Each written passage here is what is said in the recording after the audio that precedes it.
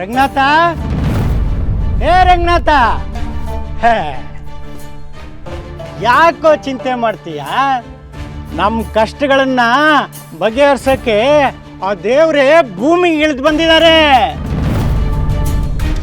ದೇವ್ರ? ಯಾವ ದೇವ್ರು ಅಜ್ಜ? ಬಂದ್ರೆ ಆ ಯಮಧರ್ಮ ಬರ್ಬೇಕಷ್ಟೆ. ಈ ಭೂಮಿ ಅನ್ನೋ ನರ್ಕದಲ್ಲಿ ಅವನು ತಾನೇ ಸಮೃದ್ಧಿಯಾದ ಭೋಜನ.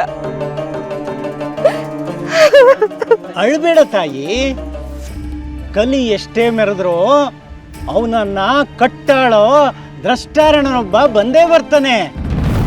ಅವರೇ ಶ್ರೀ ರಾಘವೇಂದ್ರ ಸ್ವಾಮಿಗಳು.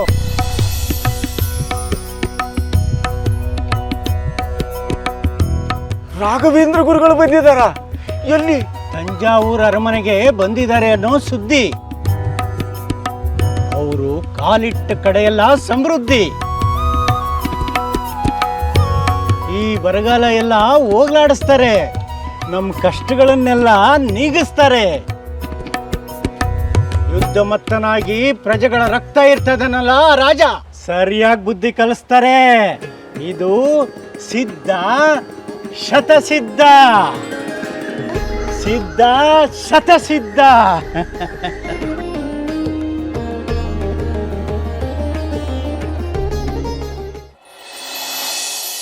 ಗುರುಗಳೇ, ತಮ್ಮ ಆಗಮನದಿಂದ ನಮ್ಮ ಅರಮನೆ ಪಾವನವಾಯಿತು.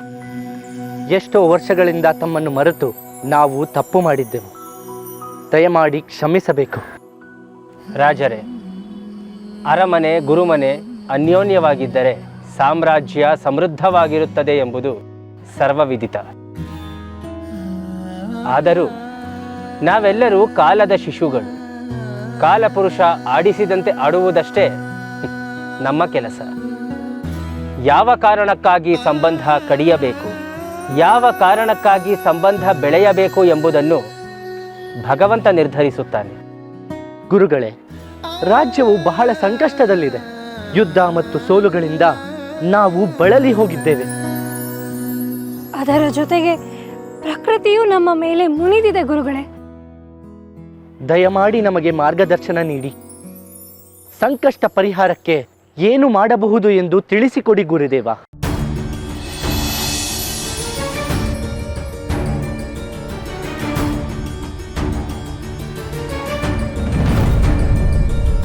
ರಾಜರೇ, ಕೆಲವು ನಿಸರ್ಗ ಸಂಭವ, ಕೆಲವು ಶತ್ರು ಸಂಭವ. ಆದರೆ ಬಹಳಷ್ಟು ಸ್ವಯಂಕೃತೋಪರಾಧ. ಇಷ್ಟಾದರೂ ಎಲ್ಲ ಖನಿಜಗಳು ಬರಿದಾದರೂ ನಿಮ್ಮ ಪೂರ್ವಜರು ಮಾಡಿದ ಪುಣ್ಯದ ಕಣಜ ವೃದ್ಧಿಯಾಗಿಯೇ ಇದೆ ಮತ್ತು ಅದೇ ನಿಮ್ಮನ್ನು ಕಾಪಾಡುತ್ತಿದೆ. ಭಯ ಪಡುವ ಅಗತ್ಯವಿಲ್ಲ. ನಾವು ಒಮ್ಮೆ ನಿಮ್ಮ ಧಾನ್ಯಾಗಾರವನ್ನು ನೋಡಬಹುದೇ? ಗುರುಗಳೇ, ಧಾನ್ಯಾಗಾರದಲ್ಲಿ ಏನೂ ಇಲ್ಲ, ಎಲ್ಲ ಖಾಲಿಯಾಗಿದೆ. ಇರಲಿ, ಒಮ್ಮೆ ನಾವು ನೋಡಬೇಕು. ಅಗತ್ಯವಾಗಿ. ಮಂತ್ರಿಗಳೇ,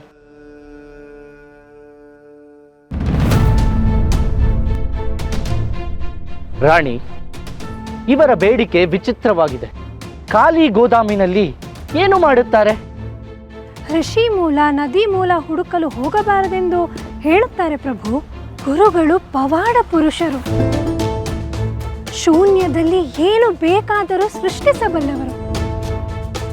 ತ್ರಿಶಂಕು ಸ್ವರ್ಗಕ್ಕೆ ಸಮನಾದ ಸ್ವರ್ಗವನ್ನೇ ಸೃಷ್ಟಿಸಲಿಲ್ಲವೇ? ಸಾಯುವ ಘಳಿಗೆಯಲ್ಲಿ ಒಂದೇ ಒಂದು ಹನಿ ನೀರು ಕೂಡ ಜೀವ ಉಳಿಸಬಲ್ಲದು. ನಾವೀಗ ಅದೇ ಸ್ಥಿತಿಯಲ್ಲಿದ್ದೇವೆ. ಅವರ ದರ್ಶನ ಮಾತ್ರದಿಂದಲೇ ಆವರಿಸಿದ್ದ ಯುದ್ಧದ ಕಾರ್ಮೋಡ ಚದುರಿ ಹೋಗಿದೆ. ಈಗ ಅವರೇ ಪಾದ ಬೆಳೆಸಿದ್ದಾರೆ. ಮತ್ತೇನು ಬೆಳವಣಿಗೆಯೋ ಕಾದು ನೋಡೋಣ.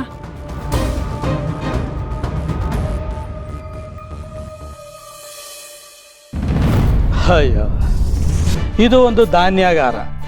ಈ ಖಾಲಿ ಕೊಳಗಳನ್ನು ನೋಡ್ಕೊಳ್ಳೋಕೆ ನಾನೊಬ್ಬ ಕಾವಲುಗಾರ. ಎಲ್ಲ ನನ್ನ ಗ್ರಹಚಾರ.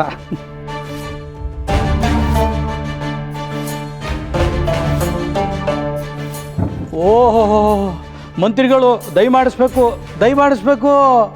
ಹಾಂ, ಏನು ಖಾಲಿ ಕೊಡಗಳನ್ನ ನೋಡಕ್ ಬಂದ್ರು. ಸದ್ದು, ರಾಯರು ಬರ್ತಾ ಇದ್ದಾರೆ.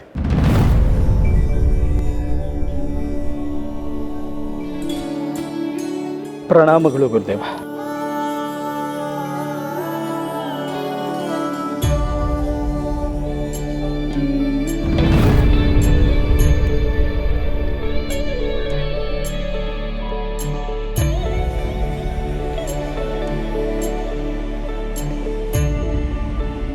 ಶ್ರೀನಿವಾಸಾಚಾರ್ಯರೇ, ಗುರುಗಳೇ, ನಮಗೆ ಆಸೀನರಾಗಲು ಧ್ಯಾನಿಸಲು ವ್ಯವಸ್ಥೆ ಮಾಡಿ. ಸರಿ ಗುರು.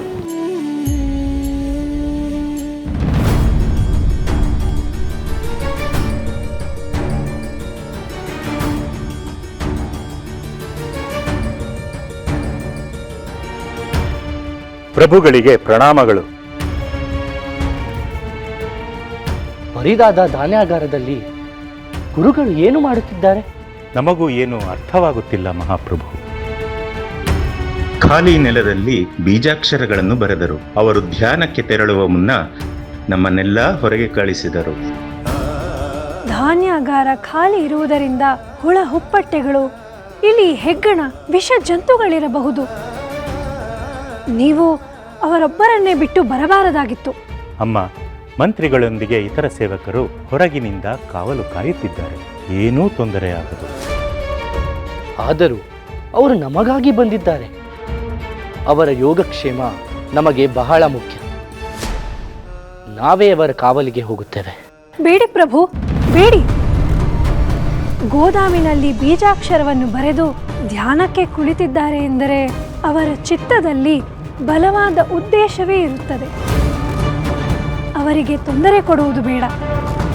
ಇಷ್ಟಕ್ಕೂ ಪವಾಡ ಪುರುಷರಿಗೆ ಯಾವ ಜಂತು ಏನೂ ಮಾಡಲಾಗದು.